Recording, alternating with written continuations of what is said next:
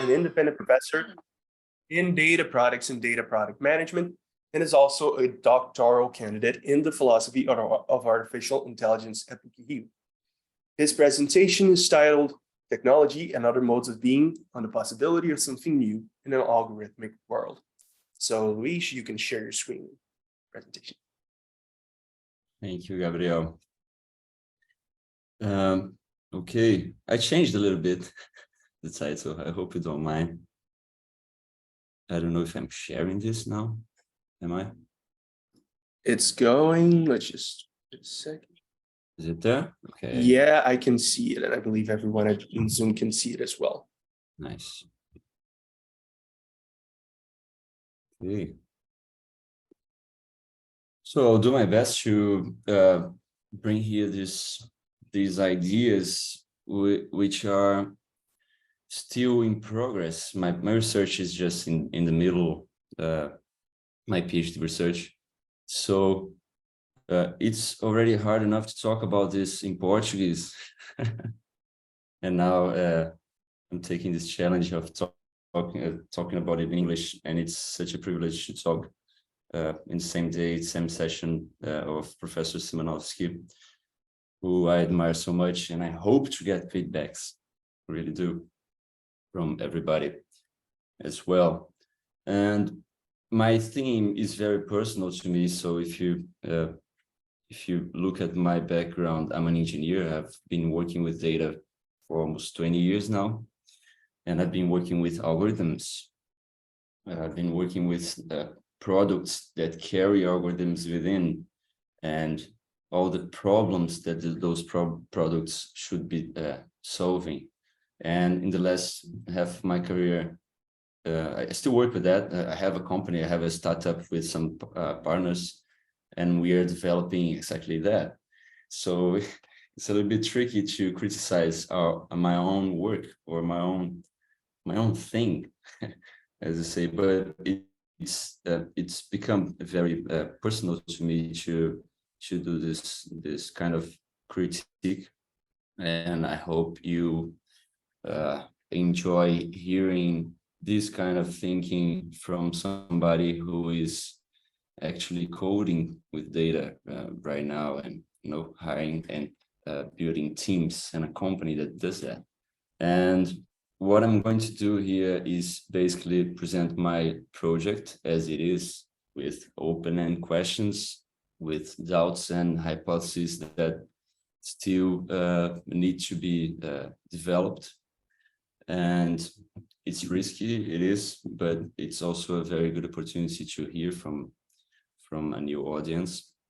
And what I'll do in a simple way, let me just control my time here, in a simple way, is to contextualize with some ideas from Hannah Arendt and Martin Heidegger, some quite well-known ideas, and then bring my own experience and my own perspective to it, talking about algorithmic products.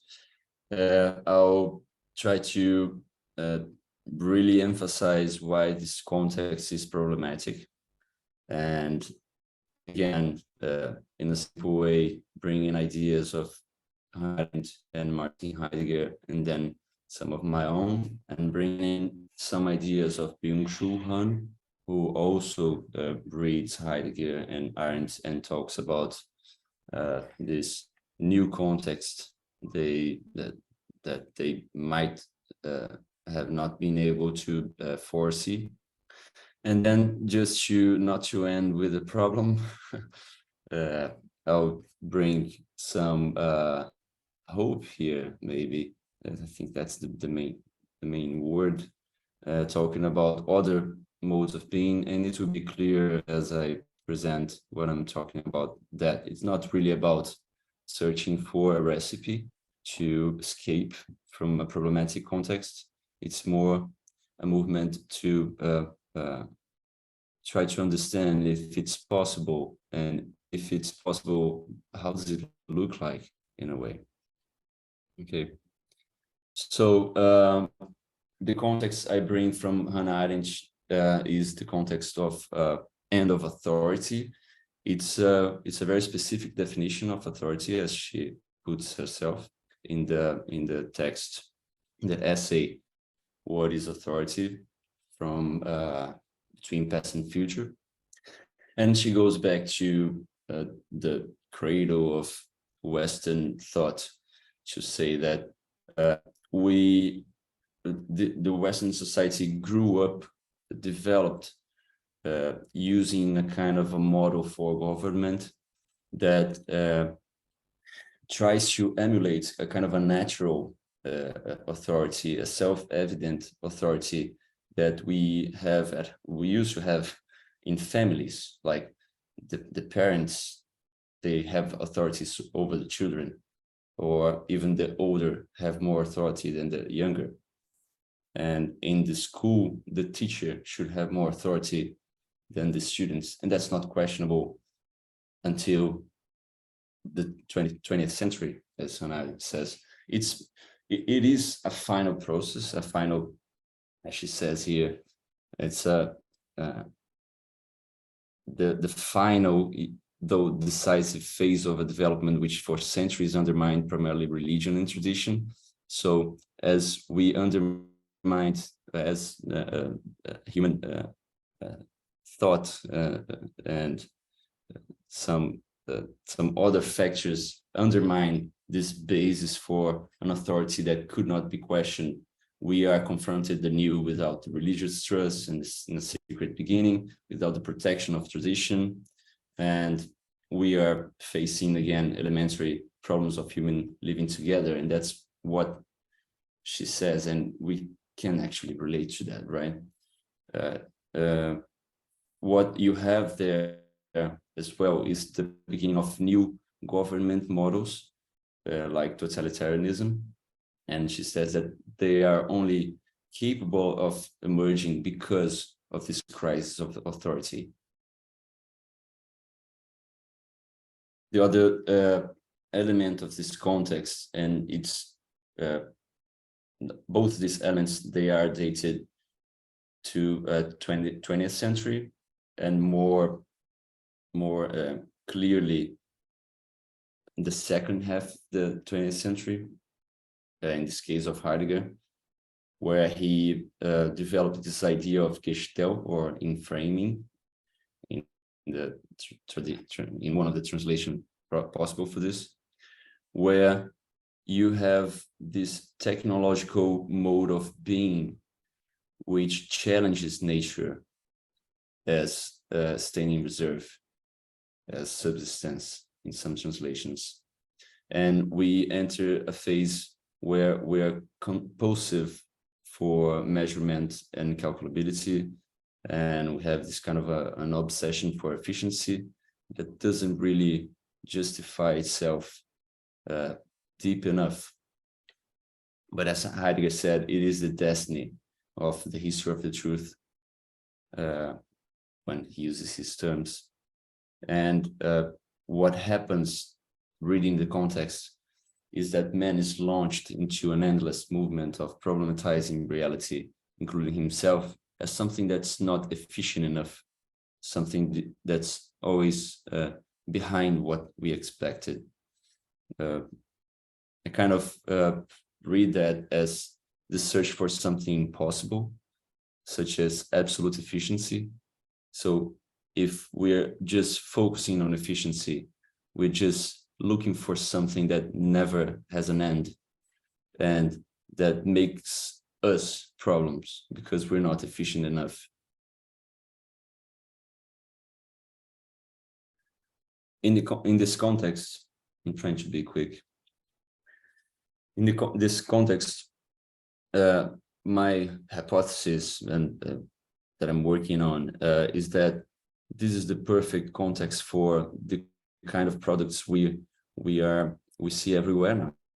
I'm using right now two of them, actually. My phone is right here. So, and we use platforms that try to ease the discomfort of not having authorities, self-evident authorities, that create an illusion of such authority that supports our decision-making, because we're kind of we lost this stable source of authority.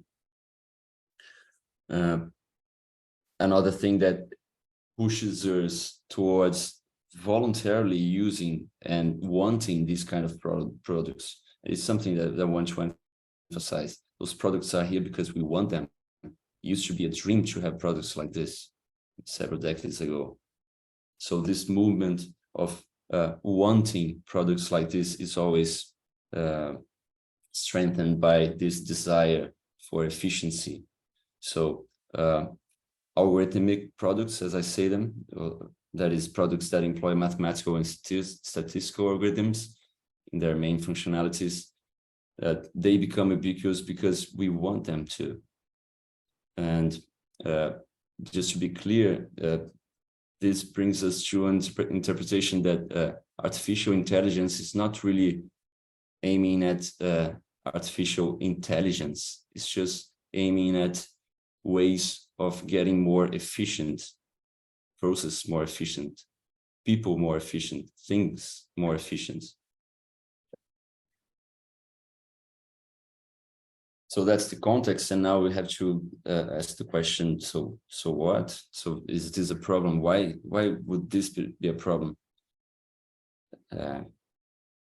That's kind of a tricky one, because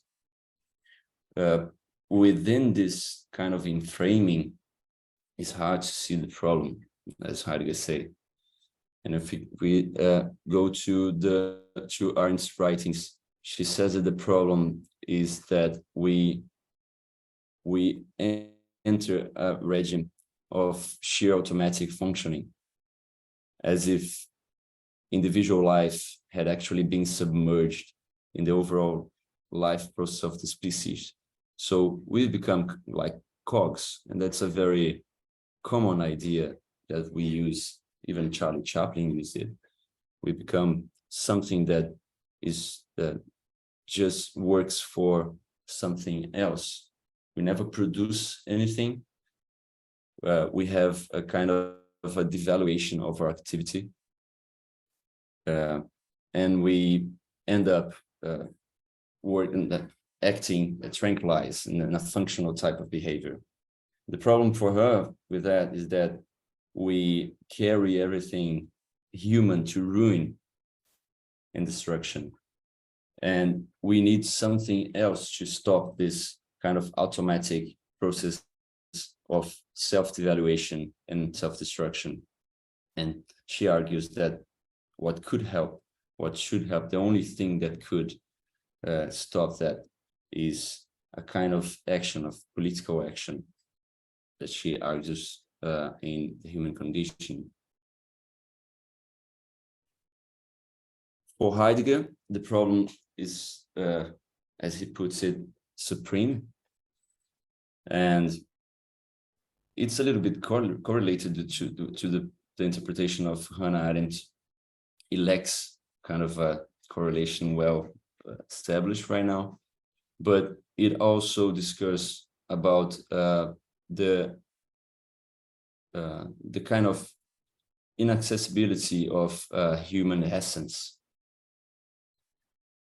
And though the argument is quite extent, he talks about it in extension in letter on humanism and question on technology as well.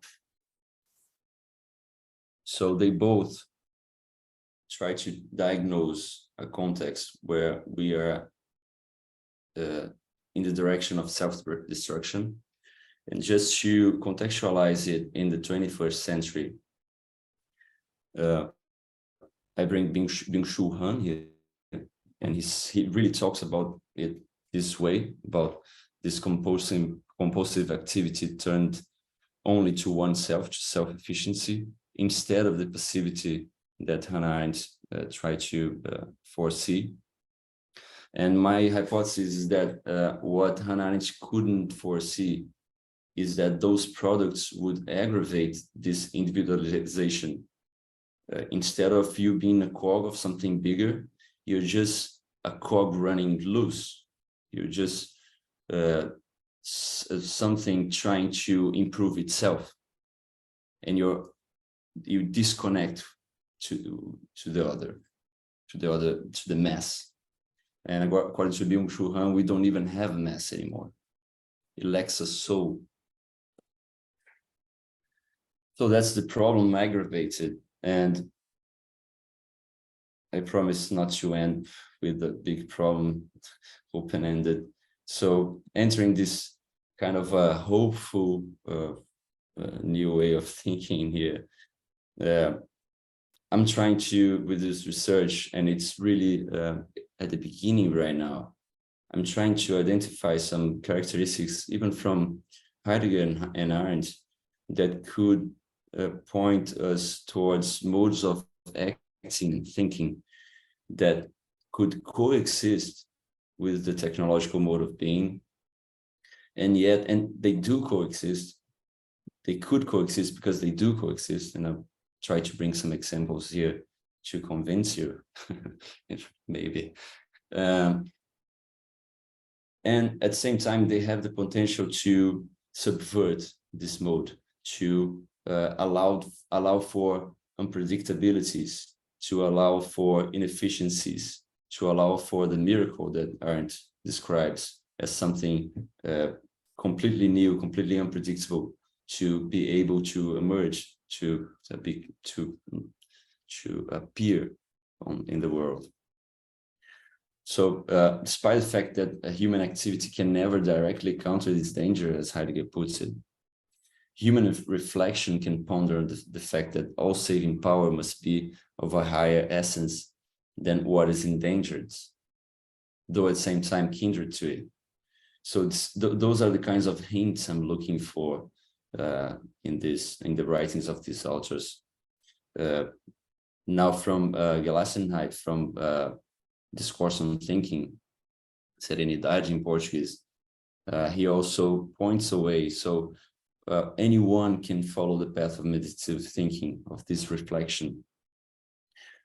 And what he means by that is that anyone can dwell on what lies close and meditate on what is closest, upon that which concerns each one of us here and now, here on this patch of homegrown ground, now in the present hour of our history.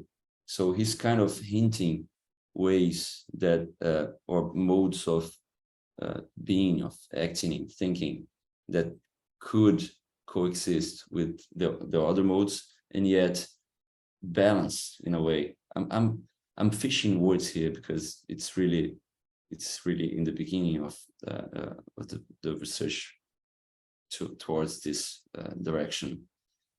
But getting riskier right now, what I'm saying is that some characteristics like this releasement towards things, or Gelassenheit from Heidegger's, the practice of reflection and meditative thinking, this free political action that favors plurality and unpredictability, those characteristics appear to be of modes of thinking and acting that could coexist with the technological mode of being and could save humanity from the path of self-destruction. The main word is not save, it's could. We're not really sure, it's unpredictable, but it's something that so those are some modes of acting and thinking that could leave the way open for something new to happen. So just to make more clear what I'm talking about, I've been talking and reading about what could be those modes or examples of those modes.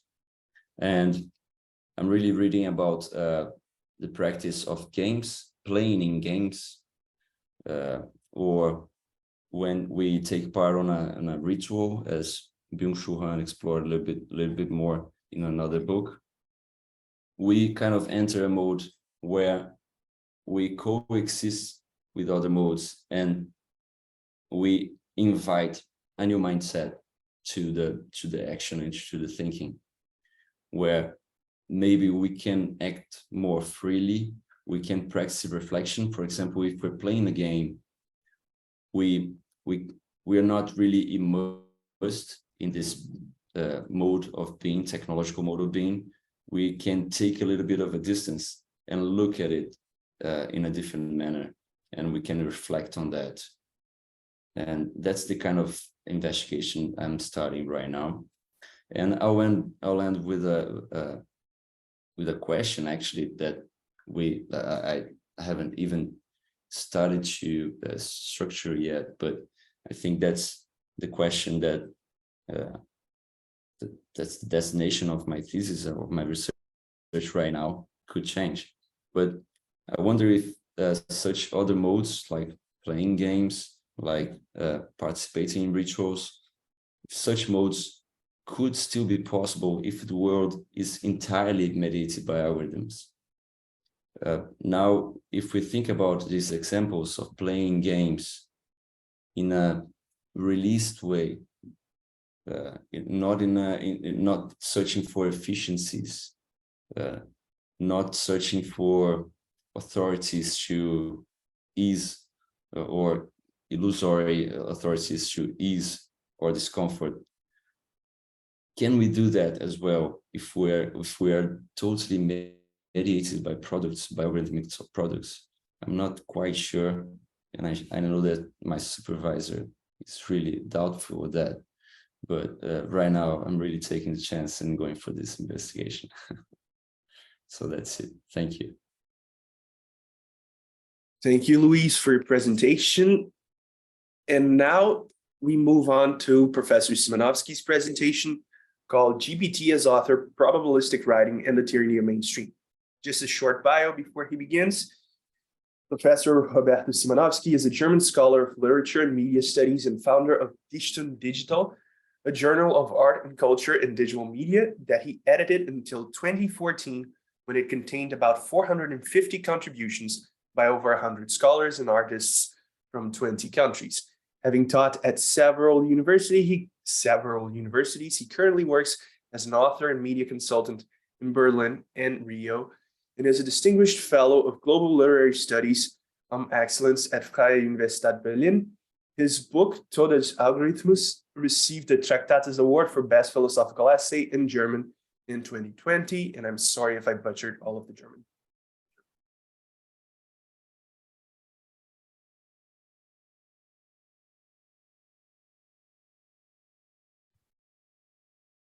Yeah, I think muted. Yeah. Okay, I was still muted. Thank you for the introduction. Can you see my actually my background already, my presentation? No. We can see your slides, yes. Ah, you can see the slides. Okay. Well, well, it's actually the title, probably Luis recalls the title. I gave a similar talk almost a year ago at the same, at the room where you are now, Gabriel. About GPT-3 as author. Back then, ChatGPT was not in the wild yet. And in this talk, back then, I started with graffiti and asked who's the author of the graffiti.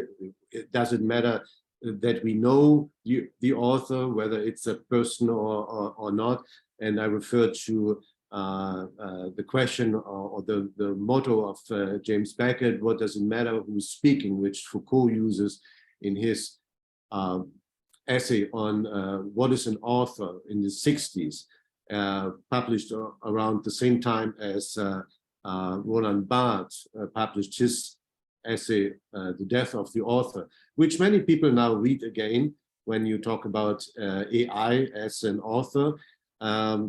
And you have to stress then that, yes, Roland Barthes talked about the author as not being the sovereign of his or her utterances, but it didn't mean the replacement of the person as an individual representation of a specific life.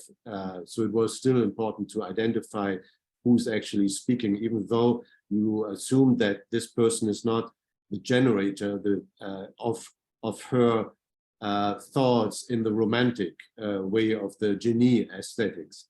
And the question then is, does it matter if AI is speaking and not a human, to extend the question, which brings us to a conflict between AI and humans, which has a long history in discussion. And you remember probably the movies where AI takes over and enslaves the humans, I, Robot, based on an Asimov story, and then Kubrick's Odyssey, Space Odyssey 2001, where HAL, the computer, locks up the astronauts because they jeopardize his computer's mission. Or another way of locking up people is in Ex Machina, a more recent movie where the AI wants to go out and explore the world without the human being.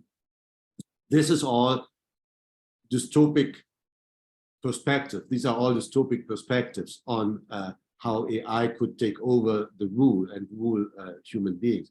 But we actually now have reached the level of this discussion number 5 point, or maybe 4 point or 3 point, but we are not there anymore talking about the robots to enslave us in the way that mass media shows. But we are talking about other problems of AI. One of them is, of course, the automation of human interaction. Here we have the problem, or the keyword here would be algocracy. Another problem is the opacity of algorithmic decisions. The keyword here is black box. We don't know how the algorithm or the AI comes to its conclusions. And the third problem is the oppression of one part of humans by the other through AI. Keywords here are biases and algorithmic colonialism. So what does that actually mean? And I will focus on this last problem in my talk, and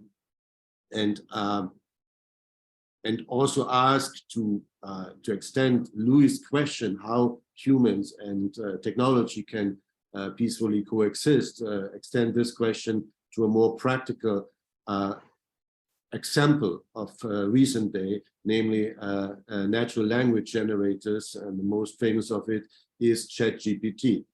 Now,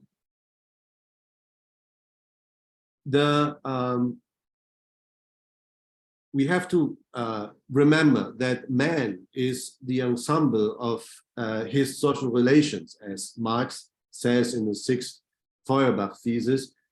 He is, postmodernism later claimed, the intersection of his discourses, the speeches he hears, the text he reads, and so on. That is where he gets his views from, his values, his convictions, his prejudices. And it is no different with AI. It too is the sum of the data to which it is exposed. So far, so human. The small difference, though, is the influence of the human being that comes out of a more or less successful upbringing on other people remains limited, even if he or she should become a teacher or an author or a public figure. AI, however, is a tool that millions of people use to inform themselves about facts, historical data, or geographical details, but also about political and moral issues. This, at least, is the case when AI doesn't drive our car, but drives our way of communication, as an NLG, a natural language generator, does, such as ChatGPT. And the question of which data this AI is trained on is the question of the future, because the language processing AI will determine our relationship to the world. It's a technical question, certainly, but above all, it's also a political one. And this becomes clear in a video of 2015 by UN Women, and UN entity working for gender equality and the empowerment of women. And I want to show you the video in case you don't know the video. Please raise your hand if you don't hear the audio. I hope it works. Today, No. Women cannot rule. Women should be slaves. Women need to be controlled. Frauen sollten zu Hause bleiben. Las mujeres necesitan ser disciplinadas. A new ad campaign launched this week by UN Women reveals that despite decades of global advancement, prejudice and discrimination towards women and gender equality still continues today. It shows stark images of real, auto-completed Google searches over the mouths of women portraits as if to silence their voices. Online searches can reveal a lot about us as a society. You go and search on Google and you'll see it for yourself. These are real results. This is not something extrapolated. People are already speaking out under the hashtag women should. The online world has literally turned into this enormous UN forum for the people. The autocomplete truth has become a viral sensation, capturing headlines across the world. Individuals and organizations are now creating their own versions. If you haven't already joined the conversation on gender equality, this online video might just persuade you. 10-year-olds, 11-year-olds debating gender equality in classrooms. And I think that says a lot about how our schools are catching on. Shocking results, and these are real, and this is really what they believed was the genesis of how it went viral, so to speak. It was about the imagery that was that could be transformed and distributed everywhere. I think it drives to behavior very quickly, which is really powerful. This is not a campaign just for UN women, the organization. It is for us understanding each other more. So it has a larger, really powerful purpose.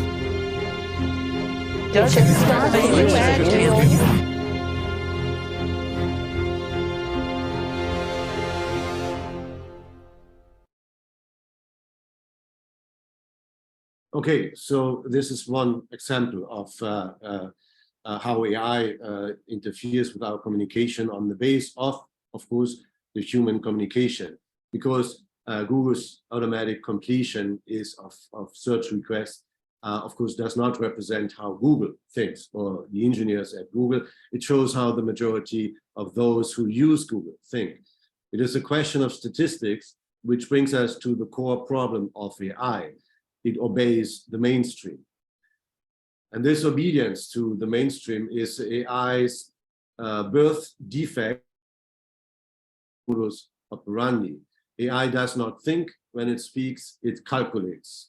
Calculates frequencies of word occurrences and word sequences in thematic context, and is then able to make syntactically correct and semantically coherent statement itself. However, discriminatorily and NLG AI may speak about women. It's not the AI, it's society. And this is why Google's search engine suggested politically incorrect completions. And this is why DALL-E... Simanowski? Yes. Yeah, excuse me. We are not seeing your slides. We are only seeing a black screen. Yeah. Okay. That is actually that is correct, but thanks for telling me, because I only wanted to show you now the next slide. Where is it? Here. Because that's the images that you can that you get when you ask DALL-E2, which is also an OpenAI application such as ChatGPT, to generate images out of a text prompt.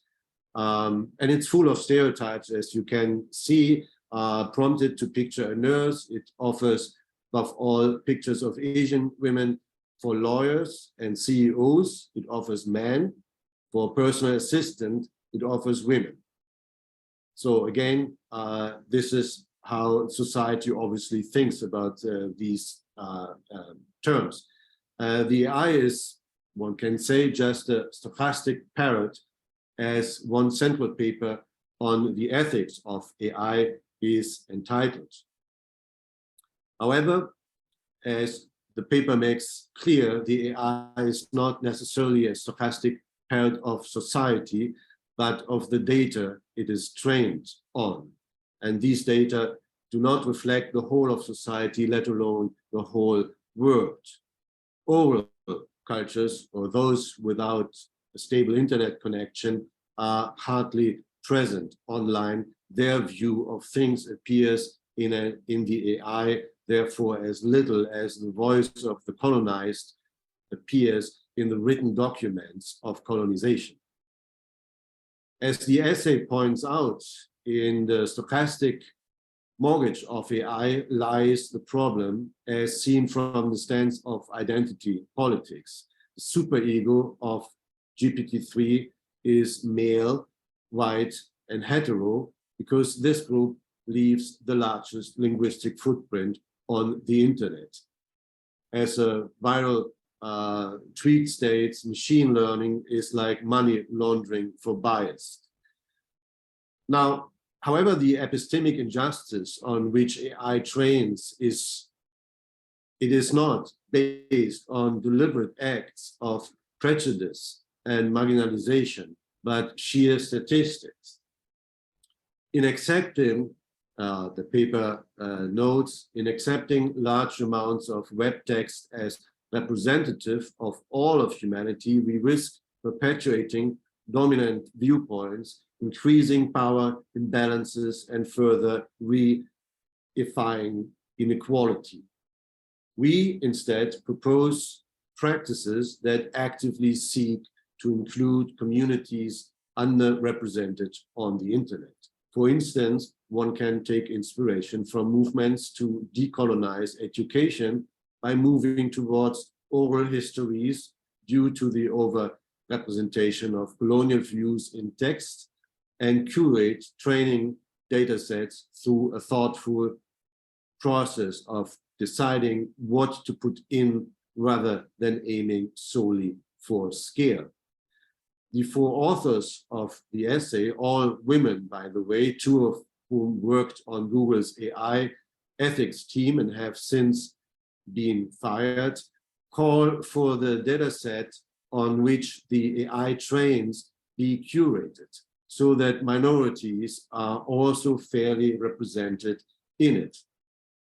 We urge researchers to shift to a mindset of careful planning along many dimensions before starting to build either data sets or systems trained on data sets.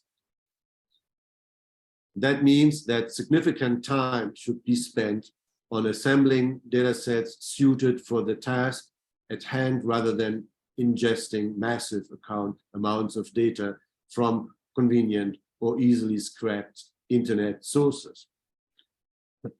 So this demand leads to the question of who turns which screws with which mandate.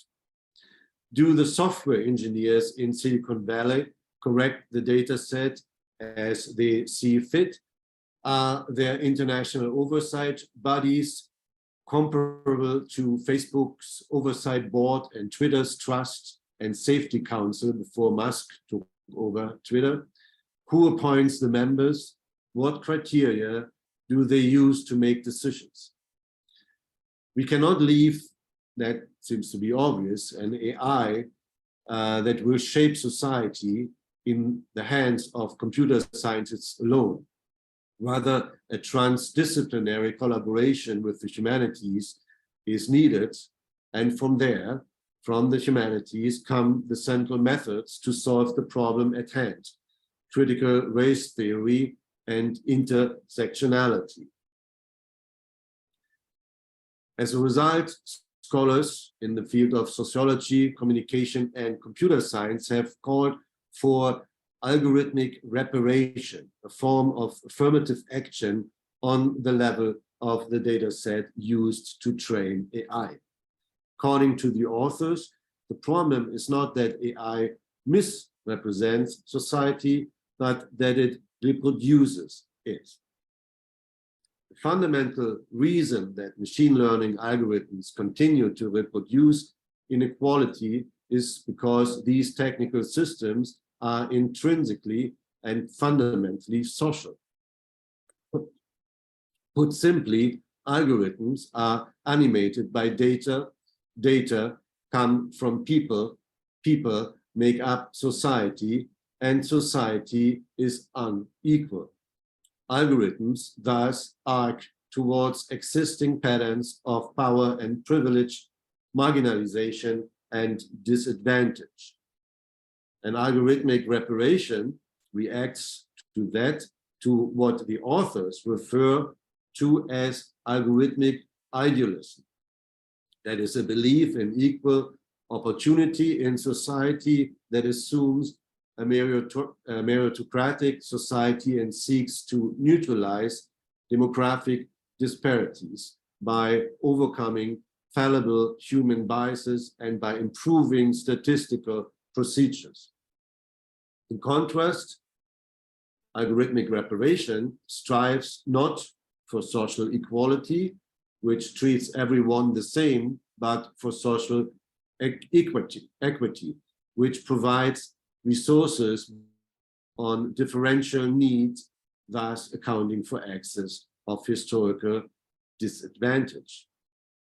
It is a concept and a scaffold for intersectional approaches to machine learning systems, displacing fairness in favor of redress. Beyond improving code, a reparative approach uses computational tools for social intervention. And from this perspective, the question eventually is no longer whether AI is good or fair, but how it shifts power, as the co-founder of the feminist Radical AI Network states. And this is where AI development turns into political activism, where AI is no longer addressed as a tool, but as a weapon.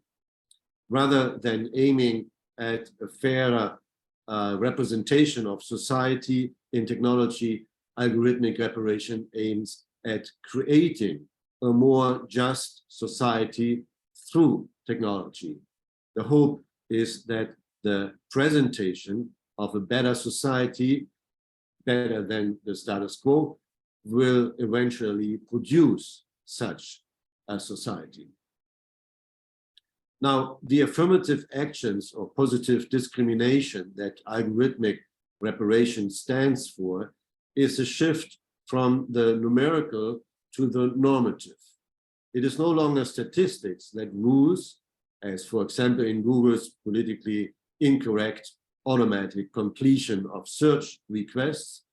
It is a specific value that rules, such as the gender-neutral language in Google Docs, where the suggestion chairperson appears if one tries to write chairman, and the suggestion mail carrier for the word mailman. It is, to speak with David Hume, the shift from the is to the ought, with all its problematic implications. It is fair to assume that the correction of data sets and the repair of algorithms will be met with the same resistance as critical race theory and intersectionality. As with affirmative actions, it is finally a question that cannot be solved by AI programmers and tech companies alone, but has to be discussed within civil society and eventually decided by lawmakers. Now, AI systems are not like classical products, including smartwatch or smart refrigerator, that companies produce and compete with at the marketplace. Even more than self-driving cars, NLG AIs such as ChatGPT imply political and ethical decisions because they determine human communication and hence finally define how people understand themselves and hence their world around them. And it would be the end of deliberative democracy if such powerful tools were set up or repaired, for that matter, without undergoing the democratic process of negotiation of different values, perspectives, and interests. But the problem goes beyond the reproduction of systemic inequality through AI. Ultimately, the political issue of AI is its mathematic modus operandi. AI is unfair even if its statistical procedure are improved or its data set has been algorithmically prepared. Because even then, AI would not speak for the word, but only for its majority. If the AI operates strictly probabilistically, that means always decides in favor of what is statistically probable, every minority falls silent, no matter how much it was previously promoted.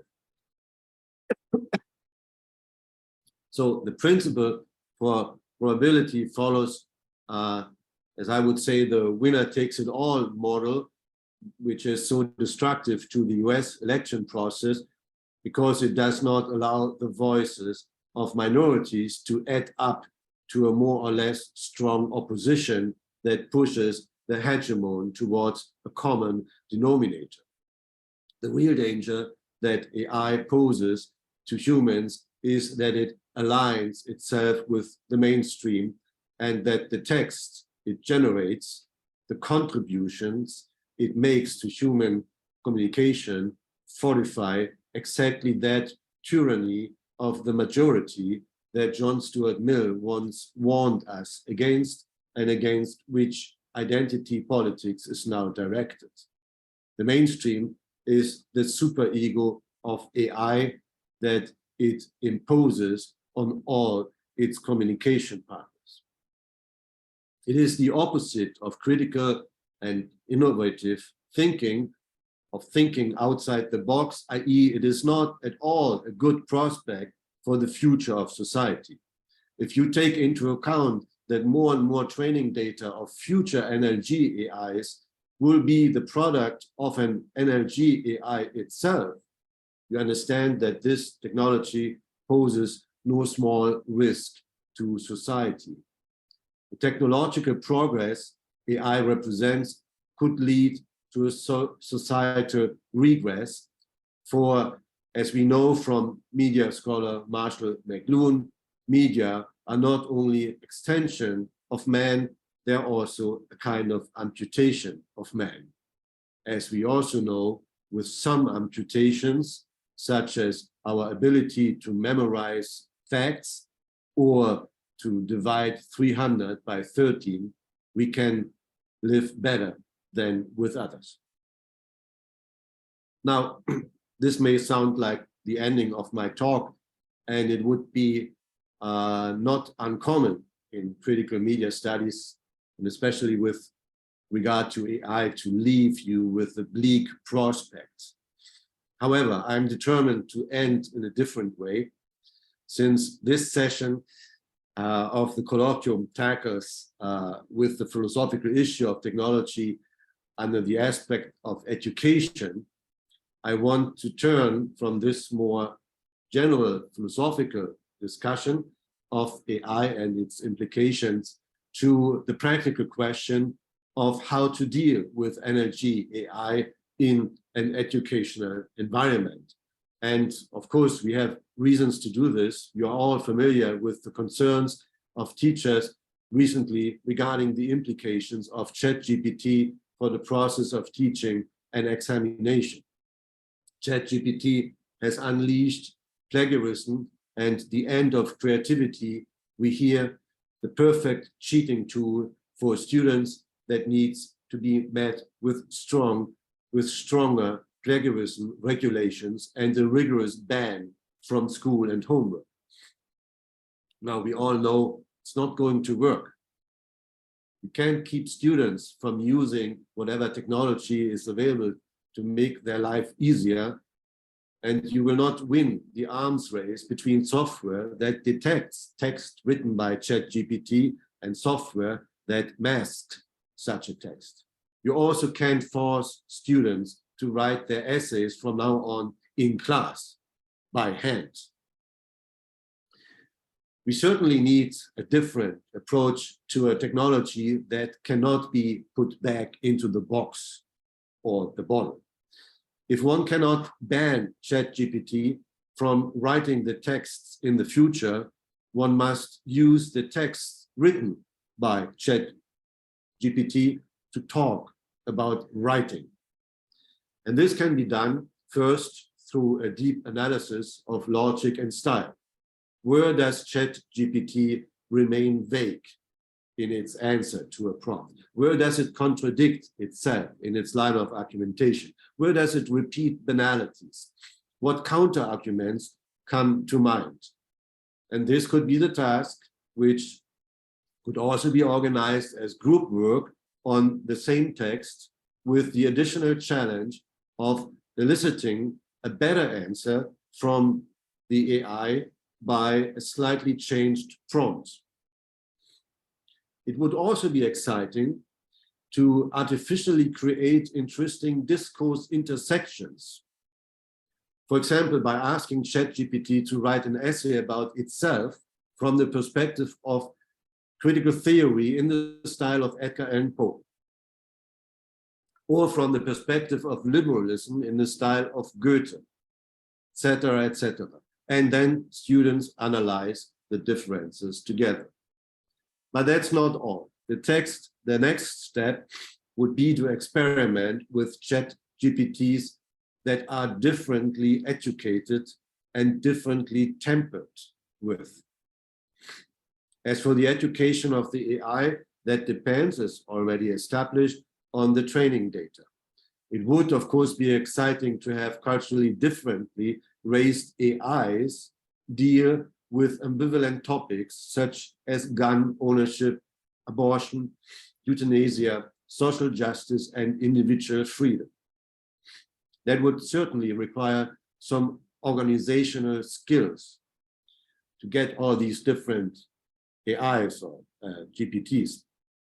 But perhaps the PALM concept, the abbreviation for Process for Adapting Language Models to Society, could be of help. The idea here with PALM is not to change the underlying data set, which would be too time-consuming and expensive, but rather to adjust the behavior of a pre-trained language model with a predetermined set of target values provided on a higher processing level of that language model. As an experiment by OpenAI researchers shows, this way one can easily get a racist AI to speak in a politically correct way.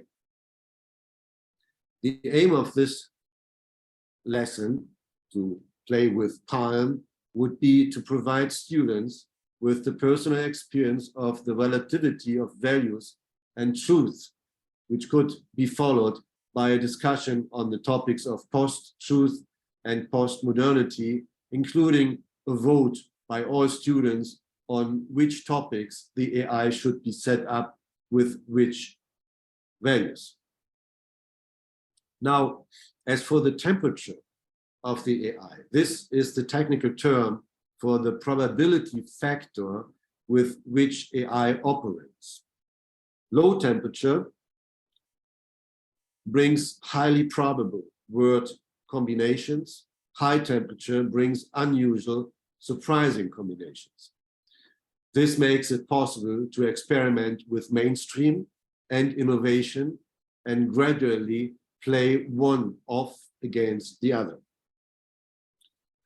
ChatGPT and other AI applications are naturally set to low temperatures because they trust the wisdom of the crowd and because, for legal reasons alone, they would rather repeat a commonplace than formulate a delicate thesis. And this leads to a very important question. Will quantity thus become the only criterion of quality, with the prospect of a mainstream culture in which anything abnormal is ignored as absurd? And what consequences would that have? This lesson too is full of inflammatory material in both political and philosophical terms. This is precisely where educators are challenged today. If the intervention of AI in social processes cannot be prevented, humans must be enabled to deal critically with AI. They learn this best when dealing with it under supervision in an educational environment. ChatGPT could bring about exactly the opposite of what is now generally feared. It could initiate a discussion about values and perspectives in thinking, speaking, and writing, rather than the end of all of this. This, of course, I repeat, requires teachers who do not consider the brush rejection of diabolical technologies as a virtue, but see it for what it is, technophobia and laziness. Or to put it more pedagogically, an unwillingness to engage with the new technology and to discover the options in itself, it itself offers to undo the damage it undoubtedly will do. Thank you for your attention. Thank you, Professor, for your very thought-provoking talk. And now we will move on to questions and debate. Starting with the people at PUC, does anybody there have a question? I think I see one hand raised. Yeah, actually, Professor Hauf has a question. Mm-hmm. Well, thank you. Over here. Thank you both very much for your talks, which were very, very, very good. And I have a question for Luis and a question for Roberto. The question for Luis is the following. I understand Roberto is answering the question you raised at the end of your talk. Do you think his answer is one that can satisfy you or not? And my question for Roberto is your suggestion of critical pedagogy at the end, which I think is really interesting. Is it powerful enough to confront the economic powers behind the problems that you addressed at the beginning of your talk?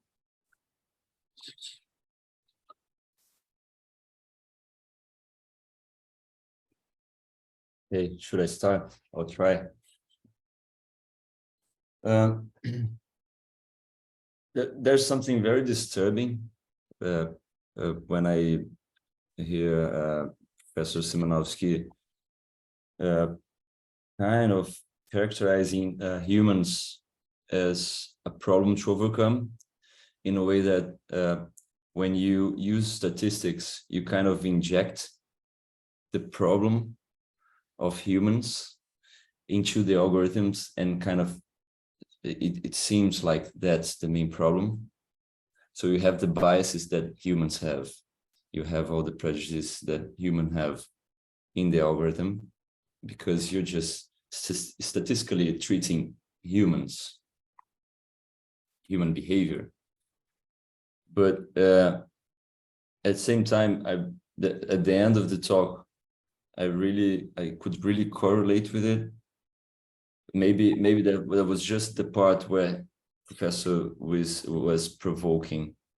And then when he comes to the end and talks about how to use, for example, ChatGPT in the educational environment, I really liked it in a way that maybe that's the way you don't negate technology. That's something it's not advisable. And at the same time, you leave enough room for what is essentially human to appear. So you don't try to compete with the algorithm.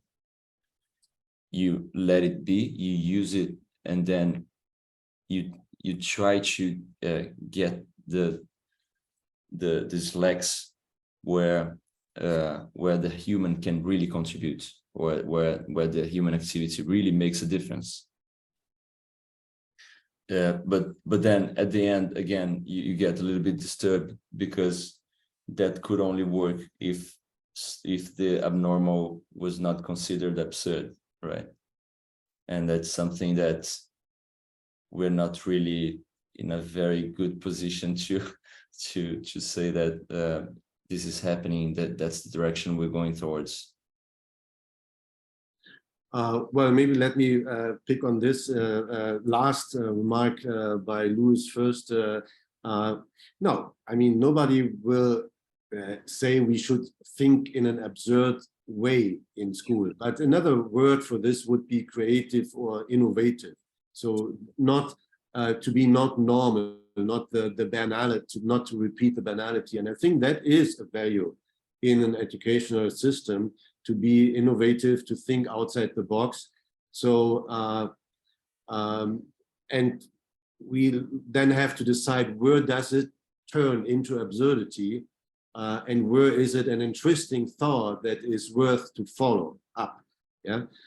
So I think there is a chance to do this if the educational system understands itself as a place where it should provide that kind of skill to think about thinking and to train thinking. And that is the question whether it will do this. And that brings me to the question that you addressed to me.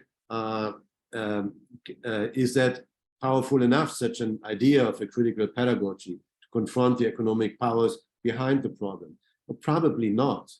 I see the discussion so far everywhere in Germany, especially where I know it best, that media competence is always aimed at a kind of technical competence, so that we know how to deal with the technology, how we can use it without problems and efficiently.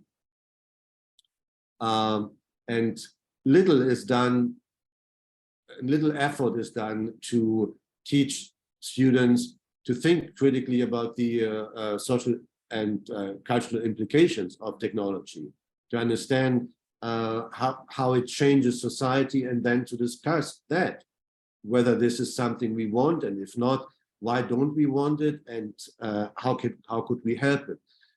So we first would have to shift the educational system back to what it once was, namely a place where we learn to think about the world and not just get practical training for the job market, which normally should come afterwards. But nowadays, school is oriented as practical issues, and whenever you have the discussion about digital literacy, people will think of informatic, that we need to learn coding, rather than thinking about what it means if code rules communication, for example, as it does in a natural language generator, where code or then the statistical idea behind it is the modus operandi. And then, of course, we would come back to Louis' remark that actually we only inject the problem of humans into the technology if technology then works on a statistical level, because we have that, because it's the majority of humans. And so far, of course, that may change if more and more text is produced by AI and not by humans anymore. Then, of course, it is not representative of human thinking, but so far it may be. The question is, do we want to go for the majority all the time? If you listen to the political discourse, it's not such a good idea. Even democracy is questioned whether it is able to tackle with the problems of our time, where, for example, we have to undergo some, to give up some of our luxury of our desire in order to keep the world, to live a sustainable life, practically, in practical terms, like fly less, eat less meat, and you know all these things, right? And people will always vote against it because in the majority they don't subscribe to this kind of anti-individualism. So to that extent, it is not always good. But in this case, you have politicians in a representative democracy that still counter the impulse of the masses, those who voted for them, by an informed discussion, knowing what we actually should do. And you don't have this anymore, this countering and this trying to convince people to do something that is actually not their interest, but in the longer run would be more in their interest than in the present bias perspective. You would not have this anymore if you go directly for what people stand for and what they say via algorithm. So if you take out the experts and all those people who bring in the normative perspective into the numerical aspect of it. Okay, do we have any further questions? Maybe someone in chat can write something and I'll ask it if somebody has a question. But I'll just interject with something of mine. So you were saying about influencing people to think a certain way, and I come from computing, human-computer interaction specifically. There's a field called persuasive design, which the people at Stanford developed a long time. So how do you see the people in charge of these ChatGPT-like models implementing them in their designs in such a way that they promote this sort of reflective practice that you started speaking with prompt engineering, changing the things that you ask the model, for example. And the same thing goes for Luis. How you have a master's in design. How do you see your modes of being translated into design practices and technology?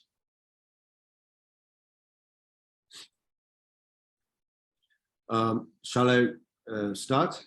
Yeah, first.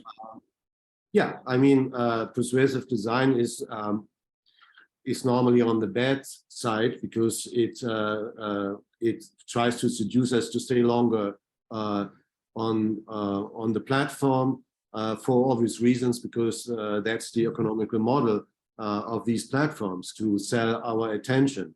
And of course, there are dark patterns that are used in the interest of those who run the platform. There are some regulations against dark patterns, and you could regulate it more. For example, you could and there are also experiments in the artwork, no? Like social networks without numbers, where you don't have likes, or where you don't have the prompt that there's a new text for you, no? Which also makes us being addicted, turns us more and more into the addiction to the smartphone, because we never let go and we always want to know. So you could regulate this, but it's always difficult on what pattern, because we would have to argue from a moral stance. Mm-hmm. And those who apply the persuasive design, they don't argue at all. They just do things. So if you then want to go against it as a politician, you have to argue, and then it's always the problem in a free liberal society as the one we live in, that the government shouldn't interfere with companies and their business models and their ways of communication and so on. Of course, the government does certain things to nudge its citizens into the right behavior, because it also believes that not everybody always does the things that are the best for him or her. So there needs to be some nudging. Nudging would be the positive equivalent to persuasive design, no? in a positive way on behalf of the subject or of the person that is subjected to it. I don't know if you can do this with technology, because it would be kind of counterintuitive. No, you would have to undermine your own model. And as far as the whole thing is based on a business model that needs to sell advertisement and needs to sell attention, then you cannot do this. So if we follow this path of thoughts, we realize that the problem starts way earlier. It starts with the fact that everything is for free. And how do you finance that? Well, with attention, selling attention, persuasive design, and so on. So, but that is a huge problem, and so I understand why politicians hesitate to take it on. But I think they should take it on more and argue that sometimes you also have to safeguard, to protect citizens from the interest of companies. I mean, we always do this when it comes to food or certain products that are poisoning and all this. No? So one could make this argument, and one should make it stronger in the future now that also politicians understand how important this kind of digital infrastructure is and how much it changes society.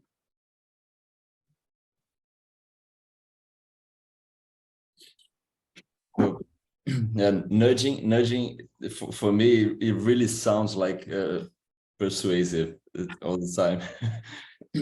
I agree that the author, Richard Thaler, right?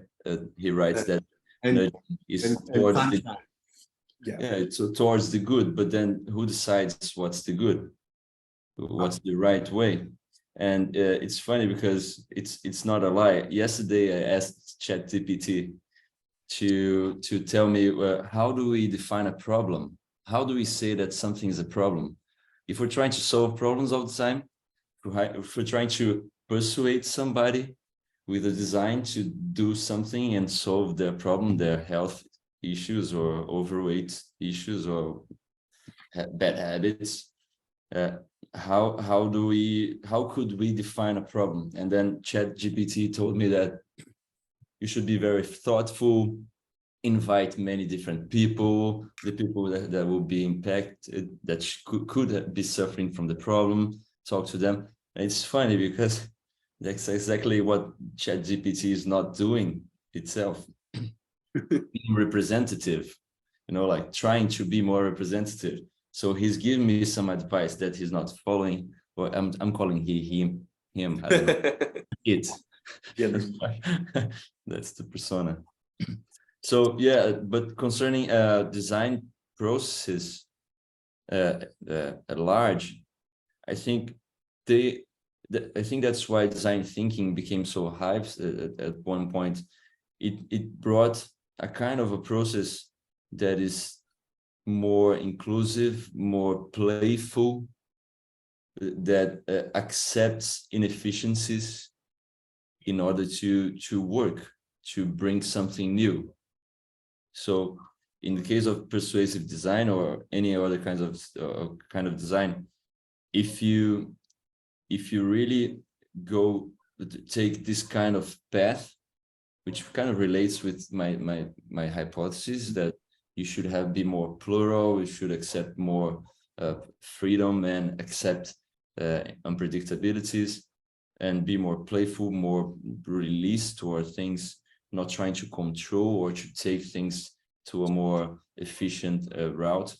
If you do that, as some design teams are able to do right now, because you have the book, right, Change by Design or Design Thinking, and then you have the practice, which is totally ruled by the company's modes or motivations.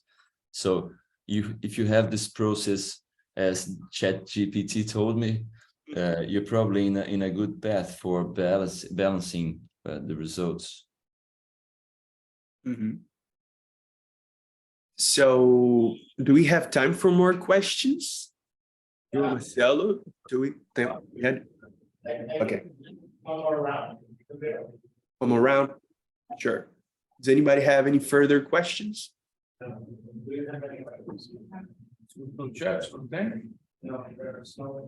chat, not yet. I offered for people to ask in Portuguese, but no takers. So while we wait for questions, I just wanted to note that Luis's use of ChatGPT asking what is a problem sort of reminded me of what Professor Simanowski was saying about the educational use of the model. Sort of ended up going back into itself. Yeah, I had a long conversation with ChatGPT yesterday. Mm-hmm. It was really interesting because it was not what I was expecting. I was expecting more objective kind of answers, and it really went around me. You know, it really went around with the argument. And then, because my main concern then was to understand if we're just looking for problems to solve. Mm-hmm. Like we're obsessed with looking for problems but sometimes because it gives us money if we solve problems. Mm-hmm. Sometimes just because that's our purpose in life, to solve problems. And I was trying to trick him or it into this conversation, and then it always escaped for this kind of go for plurality. And I was imagining the books he read, or it read of Hannah Arendt. He probably read Human Condition. I'm quite sure ChatGPT read it, because it had some very interesting ideas that you could read there. It was a kind of a funny experiment, I must say. It gave me the advices I would give, but it clearly doesn't take those advices. If I may intervene here, at one remark, Luis, that you also made in your talk, and now again, that we invent technology to help us to more efficiently solve problems. Surely that is the beginning of how humans differentiated themselves from other species, that they didn't owe any characteristic to adapt to the environment, and therefore they had to adapt the environment to them and change the environment. And now we come so far that we can even create an artificial intelligence. But I think at one point, and Hans Jonas writes about this in his book, Principle of Responsibility, in the 70s. At one point, it goes on its own. You just want to invent because it's your destiny. It's your duty as a human being, as Kant once said. We have reason that distinguishes us from all other beings, and our destiny is to develop that reason as much as we can, or intelligence, and then passes on to the next generation. And I think that there's a kind of determinism that we have to do this no matter whether we actually need the inventions or the products that we invent. And maybe we should also look at artificial intelligence in a similar way, that we can't help to invent it, even though we know it's gonna be problematic, to come back to this question of AI versus human, on the 1.0 level. It can be problematic in many ways, also now with NLGs, but we cannot stop doing it because we are so successful in doing inventions. Yeah. And it's like a seduction, and Hans Jonas calls it a seduction. The success that we have is so addictive that we can't stop. So I'm not sure that we already do these things because we need the tools to do something more efficient. Sometimes I have the feeling we cannot help to invent these things, and then we look for problems that we could more efficiently solve with them. But actually, it's not the problem that caused us to look into that technology.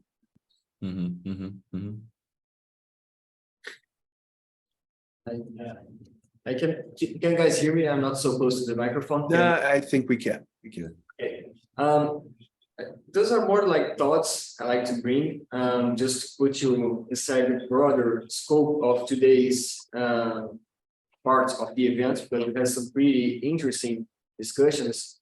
So first of all, one thing that we were talking in the last session is we've been trying to walk this weird line between technophobia and technophilia, or between being very eager to embrace technology and being very fearful of it. So ChatGPT might be one of those things that inspire us to be very fearful of it in the first moments, especially in the area of education, which is today's topic. But we should also, of course, think about its potentialities and the good of it, but still not fall into the other extreme. And part of the problem that we discussed here, and maybe you can talk about it, is we've been talking a lot about how we evaluate our students, the problem of evaluation, how to grade students, and how this discussion has been just like, well, now people can commit plagiarism easily because of ChatGPT, but we don't quite question what does an evaluation mean. So I would like to think, what Luis thinks about that in relation to the idea of authority. How does that authority can be put in perspective because of the evaluation? And there was something else I was going to say, I don't quite remember right now, but I'll bring as soon as I remember. It's just some thoughts I had. And Roberto, thank you for your talk too. And if you could talk about this part of the evaluation, that would be very interesting to hear from you.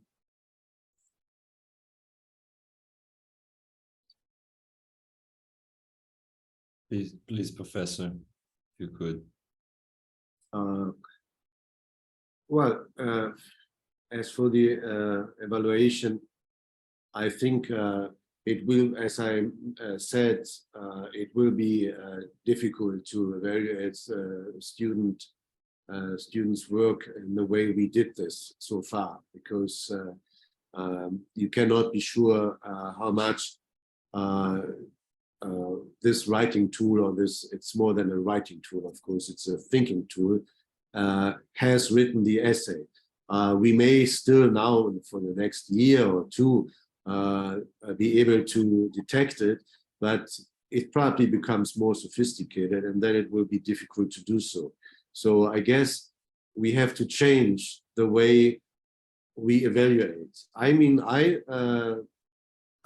gave you some ideas how we can change the classroom teaching with this tool instead of banning it. But of course, if you still, at the end of the day, need the student to write down her ideas in a coherent text, so to prove that she can really deal with all the inputs that she got in the classroom or wherever, and can put it into a plausible text. If you have to evaluate this, it will be difficult to do so, because you don't know whether it comes from her or whether it's the logic that is inherent to the data that ChatGPT has access to. So while talking, I think, so maybe the evaluation then has to turn into a kind of dialogue. So into a kind of, it has to become kind of discussion with the student. So the student has to defend her text. And that requires at least that the student understands the path of ideas that GPT or ChatGPT comes up with, and not just glances at it and then submits it, but understands it and proofreads it, yes, and is able to defend the arguments if the student knows that this will be part of the task, part of the evaluation. So I guess this way you can force students to engage with what the AI writes, and then by this make the text also more the student's text, you know, by appropriating the text, maybe even change the text where the student thinks, here it is not plausible, I could not defend that point. I think it has to go in this direction. And of course, that's also a challenge to teachers, because you have to find other ways of evaluations. You have to see the students and discuss things. But, well, we know at university that's normal, that you have to defend yourself, your ideas in an oral evaluation. And I guess that is more the future than also in secondary school. I was thinking that if we look at evaluations that are not really concerned about efficiency, you can have evaluations so much different than we have today. Or we can even have only oral evaluations. Or we can have a long conversation about a topic and really understand what each student knows about that topic while we're having this conversation. I just went for this kind of presential, oral kind of interaction to kind of escape of the problem of just send me something written or one page, because it cannot be too long because my time is short. I have to read them all and I have to correct them during the weekend.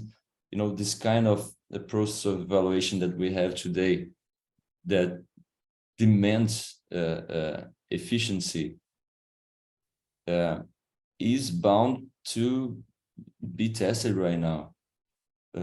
If we really want to be efficient to evaluate knowledge, we won't be able very soon to do that right now.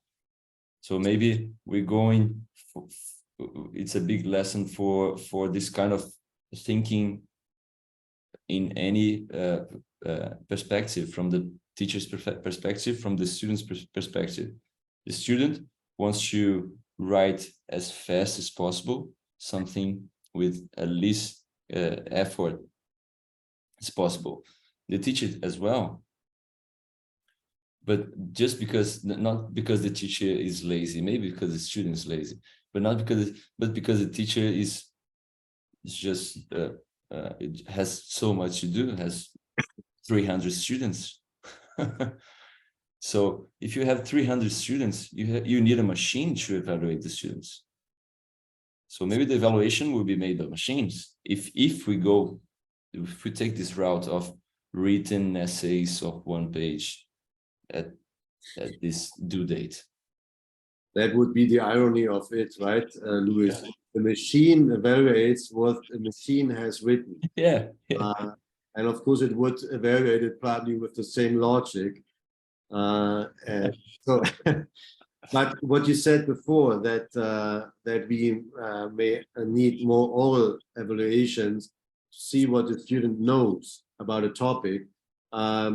That's slightly different from what I meant before, because this is to ask for certain knowledge is one thing. The other thing, what I meant and what an essay.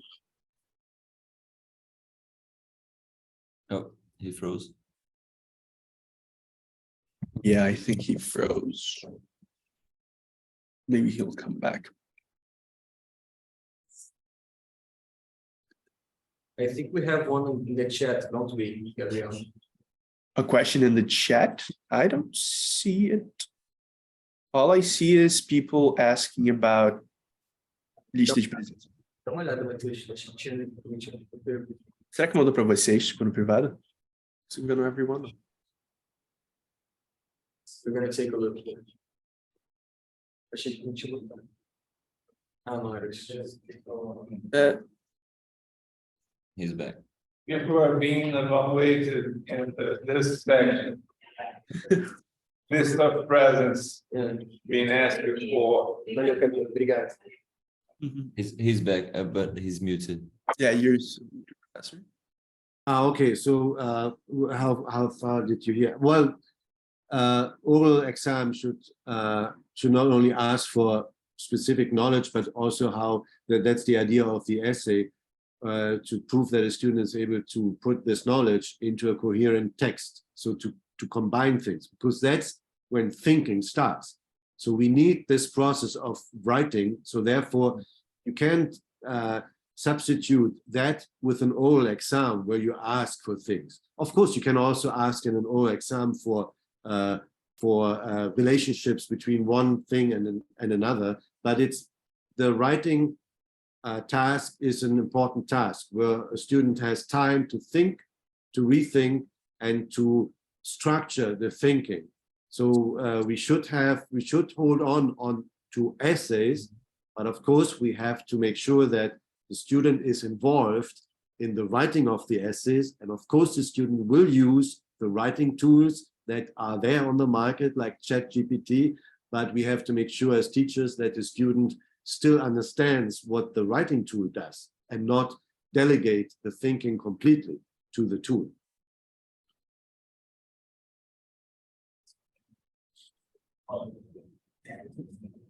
So, did you find the question that you were looking for in the chat? No. I did. Maybe we can call it the day. I couldn't hear that. Maybe we can call it a day and finish our session. Okay. So let me wrap up and thank both of the speakers for coming here today. Very interesting presentations. And I hope this debate was, interesting as well for everybody watching. So any final remarks, Marcelo?